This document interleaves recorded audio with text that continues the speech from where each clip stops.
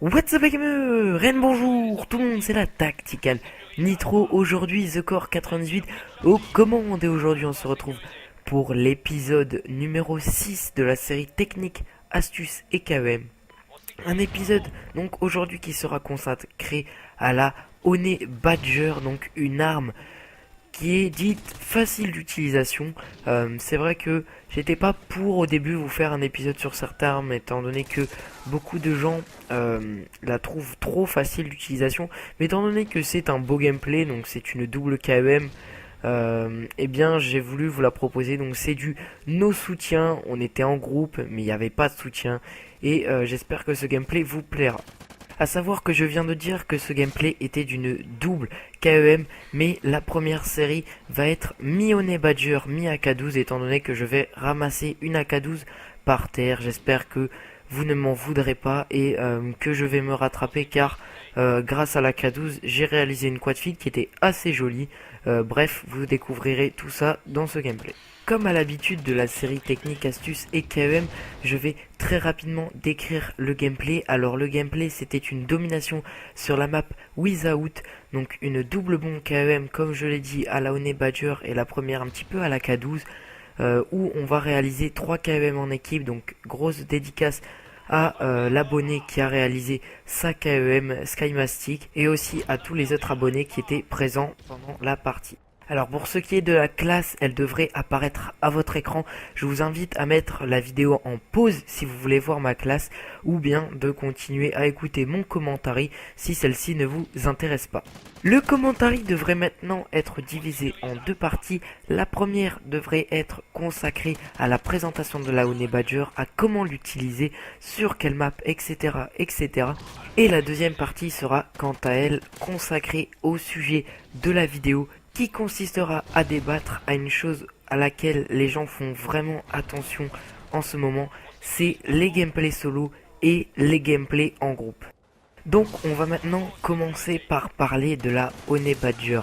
La Honey Badger, c'est un fusil d'assaut donc qui est extrêmement polyvalent car sa cadence et ses dégâts sont très raisonnables et sa précision reste correcte. Alors pour moi, les accessoires à privilégier sur la Honey Badger dépendront de la map et de comment vous utilisez cette Honey Badger. Alors si la map est grande ou que vous préférez jouer en long shot, je vous conseille de mettre un viseur laser ainsi qu'une poignée sur votre Honey Badger, ce qui vous rendra beaucoup plus précis. A l'inverse, si vous préférez jouer sur des petites maps, ou bien au combat à courte distance, eh bien je vous recommande de mettre une poignée ainsi qu'un chargeur de grande capacité ou bien un viseur laser ainsi qu'un chargeur de grande capacité.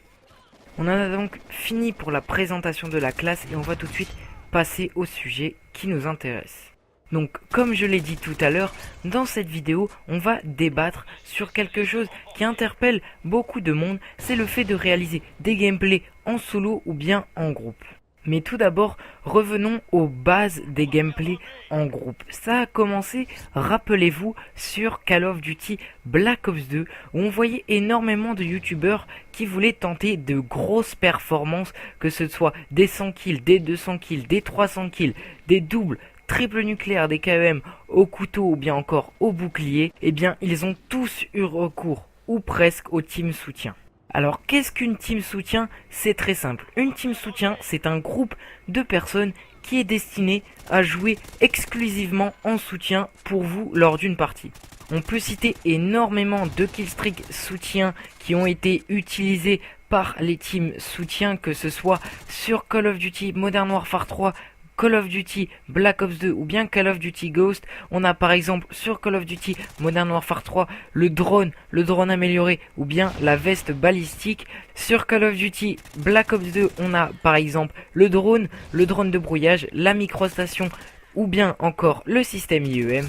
Ou sur Call of Duty Ghost on a par exemple les vestes balistiques, les caisses de munitions ainsi que les oracles. Ce sont pour ma part les killstreaks de soutien les plus utilisés et surtout les plus utiles à un joueur qui veut tenter une grosse performance. Mais le rôle des teams soutien ne s'arrêtent pas là. Une team soutien va aussi vous permettre de contrôler le cours d'une partie en sécurisant ou non des drapeaux, ou bien en posant ou non les bombes, ou bien en jouant ou non l'objectif tout simplement.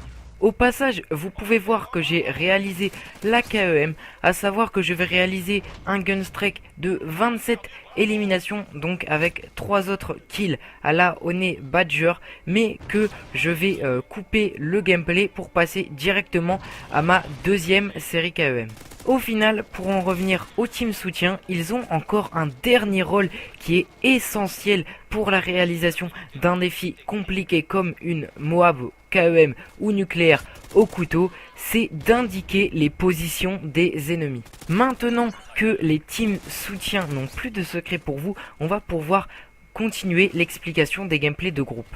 À savoir que au début, donc sur Black Ops 2, réaliser des énormes performances comme des 300 kills ou bien des KM au couteau, qu'elles étaient en soutien ou non, ça plaisait énormément à la communauté. Mais maintenant, au plus on propose de gameplay en soutien ou bien encore en groupe, au moins le gameplay plaît.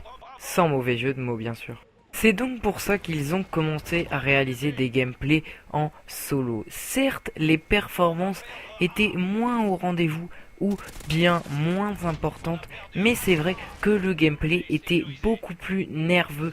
On ressent un petit peu plus le stress du joueur ou bien tout simplement son aisance, son niveau sur Call of Duty ainsi que son brain et aussi sa capacité à réfléchir s'il doit tenter le duel, passer par tel endroit, etc., etc. Pour le joueur, réaliser un gameplay en solo va lui permettre de montrer à tout le monde son niveau, c'est-à-dire va lui permettre de montrer qu'est-ce qu'il ferait s'il était tout seul dans telle ou telle situation. Mais bien sûr, que ce soit le gameplay en solo ou bien le gameplay en groupe, ils ont tous les deux leurs limites, c'est-à-dire que peu importe que ce soit un gameplay solo ou groupe, eh bien cela reste un gameplay, c'est-à-dire que ce n'est qu'une partie parmi tant d'autres, que bien évidemment les youtubeurs vous montrent exclusivement leur plus beau gameplay, ce qui se comprend d'ailleurs car c'est vraiment assez bête de proposer des gameplays où l'on se fait massacrer, où l'on se mange des KEM, des Moab, des nucléaires, pour la simple et bonne raison que ce que recherche un viewer actuellement sur YouTube, c'est de la performance ou bien un moyen de rigoler, c'est-à-dire que le viewer est sur YouTube pour se divertir. À savoir que quand vous jouez, si vous souhaitez réaliser un gameplay, il va falloir réfléchir intelligemment. C'est-à-dire que si vous êtes en solo, il vaut mieux tenter une KEM avec une arme plus facile, ce qui aura au moins certes moins de mérite, mais qui sera rattrapé par le fait que ce gameplay soit du solo. A l'inverse, si vous êtes en groupe, il vaut mieux réaliser une KEM ou bien une grosse performance avec une arme plus compliquée d'utilisation, ce qui compensera le fait que ce gameplay était réalisé avec des joueurs soutien, une team soutien ou bien tout simplement en groupe. J'aurais pu évoquer dans cette vidéo le blocage de spawn. Alors pour ceux qui ne savent pas ce qu'est le blocage de spawn, c'est tout simplement le fait d'empêcher les ennemis de sortir de leur spawn, d'empêcher les ennemis de réapparaître autre part que sur le drapeau qu'ils possèdent. Mais j'ai choisi tout simplement de ne pas en parler car cela est une chose que l'on voit de moins en moins sur YouTube, étant donné que on a tout simplement le mode de jeu éclair où les spawns sont fixes et donc les ennemis ne peuvent tout simplement pas réapparaître dans votre camp. J'ai choisi de vous proposer ce gameplay ainsi que l'épisode de Technique Astuce et KEM à la Honey Badger, tout simplement car ça reste une double KEM, ce qui est une très belle performance. Les solutions pour ma part à apporter vont être d'alterner gameplay solo et gameplay en groupe. Tout simplement car un gameplay en groupe va beaucoup moins intéresser le viewer qu'un gameplay solo, mais si la performance du gameplay en groupe est plus importante qu'un gameplay solo, eh bien elle va être beaucoup plus intéressante. Je tiens à préciser que tout ce qui a été dit dans le commentaire n'engage que moi, car cela est mon propre avis et n'est peut-être pas le même que le vôtre. Il est donc maintenant le temps de vous poser la question de cette vidéo. Il va s'agir tout simplement pour vous de m'expliquer en commentaire si vous préférez que un joueur vous poste un gameplay en groupe et que la performance soit très importante, ou bien un gameplay solo en sachant que la performance sera moins importante. Je rappellerai aussi que les réponses les plus intéressantes et les réponses les plus originales de cette question seront affichées dans le prochain épisode de Techniques, Astuces et KEM. Je tiens tout de même à rappeler qu'en fin de vidéo, vous aurez les 3 commentaires les plus originaux ou les plus intéressants de la question de la semaine dernière qui était, je vous rappelle, quel est votre plus beau gameplay sur Call of Duty. Avant de conclure cette vidéo, j'aimerais faire un grand big up et dire un grand merci au designer qui a réalisé notre bannière. C'est un Italien et vous pouvez retrouver sa chaîne dans notre subbox.